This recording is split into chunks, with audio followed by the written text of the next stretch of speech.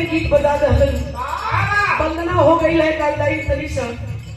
आप लोगों के मौज मस्ती बदे कि गवैया गावला आज लड़का देख लिया फोन नंबर ले लिए बतिया लिया ओकरे बाद जाए के शादी तय तमाम होता आगे बात बढ़त हो मनौती होखे दुख सुख बदे लेकिन आपका मनौती लड़की लड़कन बदे होता बात परिवर्तन हो गए दोनों लड़का जाके भोलेनाथ के मंदिर में कलश किए भगवान सबके सुघर में हरू चाहत है हमके सुंदर मत दे दी कैसे का ढेर सुघर हो कर बात मत करा कलश की सब के हुनर में हरू चाहे सोना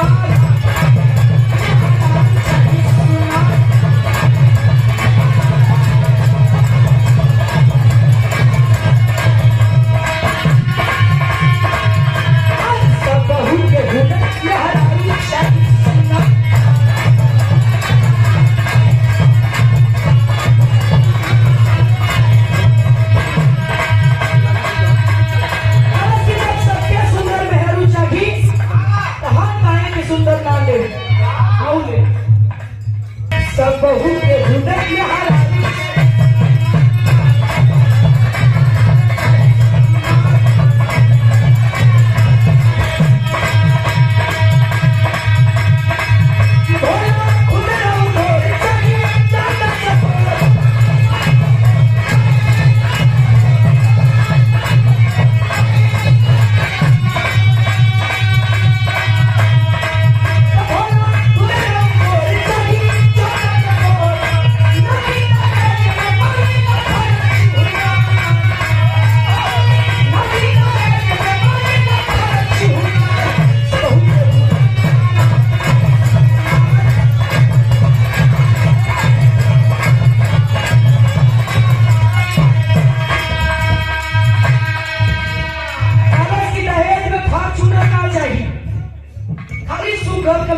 चाहिए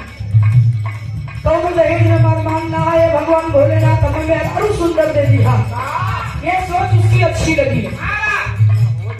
अगर इतना कह देगा भगवान तो हम का कर जनत हुआ का कहत हवा